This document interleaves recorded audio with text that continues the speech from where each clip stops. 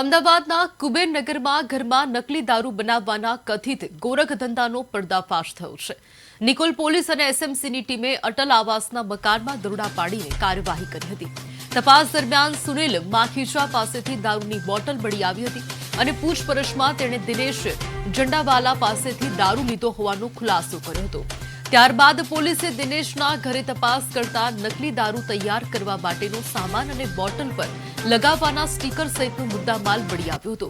પોલીસના જણાવ્યા મુજબ બંને શખ્સો નકલી દારૂના વેચાણ સાથે સંકળાયેલા હોવાની માહિતી સામે આવી છે. પોલીસે સુનિલ માખીજાની ધરપકડ કરી છે, જ્યારે દિનેશ જંડાવાલા હાલ પોલીસ પકડથી દૂર છે.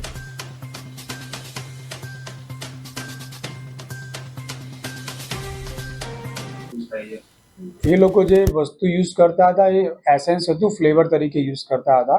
જે મોગી બ્રાન્ડમાં એમનું જે પણ સ્ટીકર હોય એમાં જે પણ ફ્લેવર આવતું હોય એ લોકો ફ્લેવર તરીકે યુઝ કરતા હતા. અને જે પણ અમે મુદ્દામાલ કબજે કરેલો છે તમામ મુદ્દામાલ અમે એફએસએલમાં પણ મોકલશું અને એફએસએલના રિપોર્ટના આધારે એમાં કોઈ હાનિકારક તત્વ છે કે નહીં એની તપાસ કરવામાં આવશે.